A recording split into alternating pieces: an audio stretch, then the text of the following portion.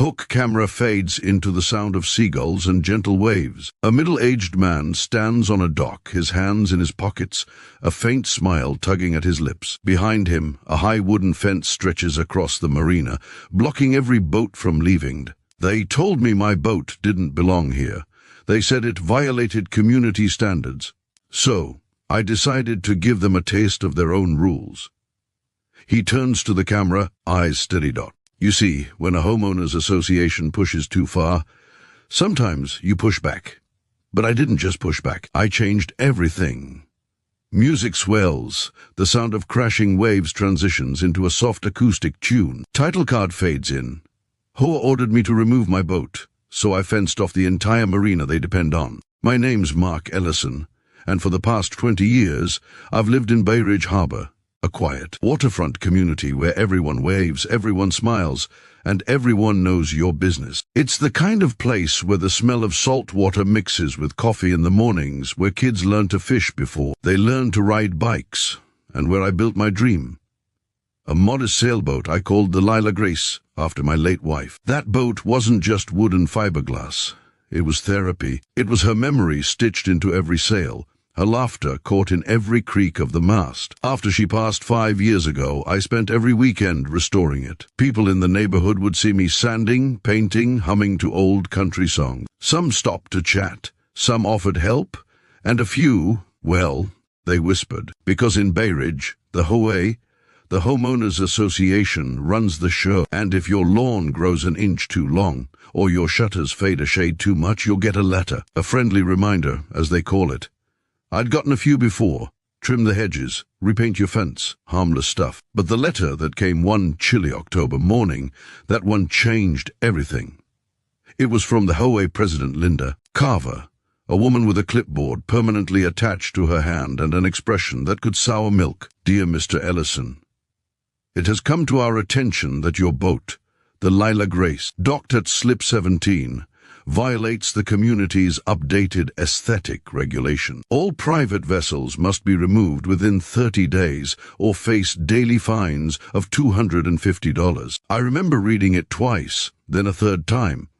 Violates aesthetic regulations? My boat had been there since before Linda even moved in. I called the HOA office thinking it was a mistake. Linda picked up herself, voice sharp and cold. Mark, it's nothing personal, she said. We're trying to modernize the harbor image, smaller crafts only. Kayaks, canoes, things that fit the look. The look, I asked. It's a marina, Linda. The whole look is boats. She sighed. It's policy, Mark. If you don't comply, we'll have to act. And that was that. For weeks, I tried reasoning. I wrote letters. I even showed up to the monthly HOA meeting, clutching photos of the Lila Grace under golden sunsets, surrounded by families who had come to watch me sail her out each summer. People clapped. They remembered Leila, but Linda, she didn't budge. She smiled her thin smile and said, rules are rules. So I moved the boat.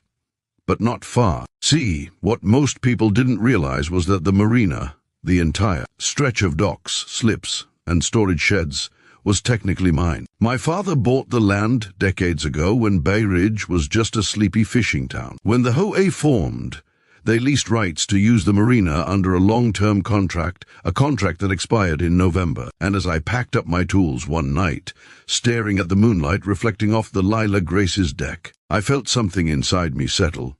Not anger, not spite, but a clear, quiet sense of justice. They took away the place I loved most. So I'd take back the place they took for granted. When November first rolled around, the HOA woke up to find the entrance to the marina sealed.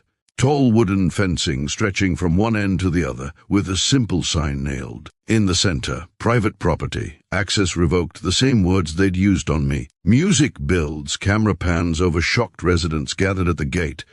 You wanted rules, Linda? I whispered to myself, let's play by the book.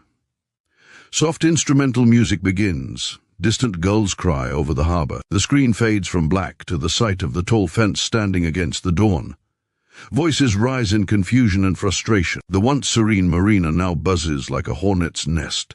By sunrise, the entire neighborhood was awake. Bay Ridge Harbor's residents, many of whom used the marina for their own boats, stood, staring at the new wooden wall that stretched across the docks like an accusation. Some were furious, some were stunned, and a few, those who knew what had been done to me, just stood there silently, arms crossed, as if justice, quiet, long-awaited justice, had finally arrived.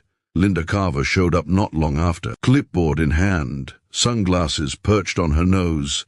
She marched right up to the fence and pounded her fist against it. "Mark Ellison," she shouted, her voice slicing through the morning air, "you can't do this. This property belongs to the association."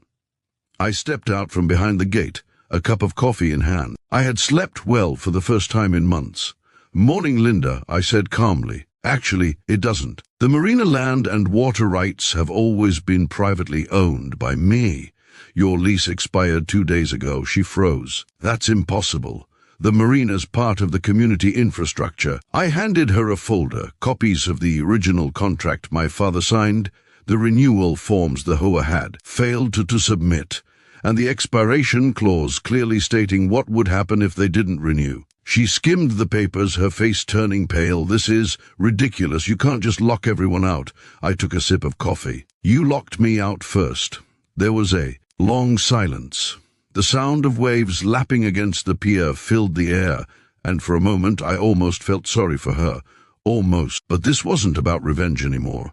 It was about fairness. Over the next few days, chaos took root. Residents couldn't reach their boats, and the HOA's modernization plan, the same one that had pushed out people like me, fell apart. Without access to the marina, there was no community draw, no weekend sailing, no summer festivals. Bay Ridge Harbor began to feel smaller, quieter, emptier. Some people were angry at me. They said I'd gone too far. Others slipped notes under my door, thanking me for standing up to the HOA. One note, written in shaky handwriting, said my husband's fishing boat was next on their list. "You did what none of us could. Thank you." That one stayed on my fridge. Linda, meanwhile, tried everything. She sent cease and desist letters. She called the city. She even threatened to sue.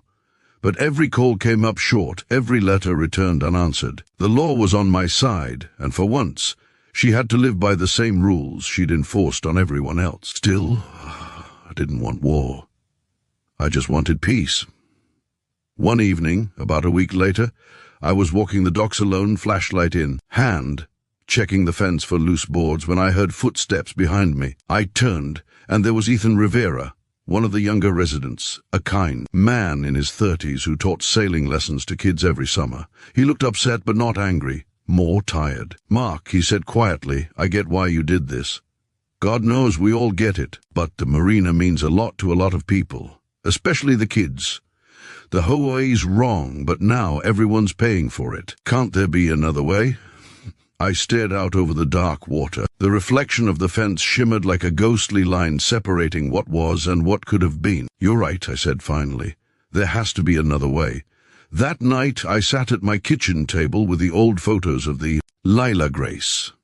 Layla's handwriting covered the back of one. "A harbor is only beautiful when it's shared." I hadn't built that fence to punish. I'd built it to remind them of what happens when community turns into control. But Ethan's words lingered. Maybe it was time to show that strength and kindness could exist side by side. The next morning, I called a meeting, not an HOA meeting, not a formal hearing, just a gathering of neighbors. We met right there by the marina gate. No microphones, no rules, no agendas. Just people. I told them everything. How my father had built this dock with his own hands. How Lila and I had dreamed of a life by the water. And how it felt to be told that her memory didn't fit the look. "I don't want to own this marina to keep people out," I said, voice steady. "I want to protect what it stands for, something real, something human. But if we're going to rebuild this community, we need to start over. Together." The crowd was silent. Then Ethan stepped forward and nodded. "Let's make it ours again, without the politics." That moment changed everything. Over the next few weeks, we worked together. Repainting, repairing, reopening. The docks under a new banner, the Bay Ridge Harbor Cooperative. No HOA rules, no arbitrary fines. Every resident had a voice, and every boat had a home. Even Linda showed up one day, clipboard gone, just a woman standing by the water looking a little smaller than before. She approached me cautiously. I wanted to say, she paused, her voice softening, "I'm sorry. I got lost in trying to make everything perfect. I forgot why we built this place in the first place.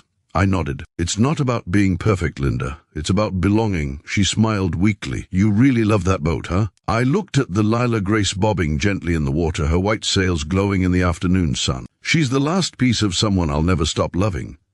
But she's also a reminder to fight for what matters, not against who doesn't. For the first time in years, Linda and I shook hands. By summer, the Marina was alive again. Children's laughter filled the air, sails dotted the horizon, and neighbors shared food and stories on the pier. The fence still stood, but now it was symbolic, a section preserved at the entrance, covered in hand-painted signatures from every resident. A reminder of how close we came to losing everything, and how we chose to rebuild instead. On the day of the reopening, I took the Lila Grace out one more time. The wind caught her sails just right, and as I steered her toward open water, I looked back at the crowd cheering from the docks. I could almost hear Lila's voice in the wind. You did it, Mark. You finally came home. I smiled, the salt of the sea mixing with the warmth in my chest. Because sometimes, standing up for yourself isn't about winning or losing. It's about showing others what it means to care enough not to back down. And when you do it with heart, even the strongest tides can turn in your favor. Camera pans upward, catching the golden sunset over Bay Ridge Harbor. The music swells as the words fade in. Don't let others define your peace. Build it, protect it, and share it, because true freedom starts when you stop asking for permission to live your dream. Fade to black.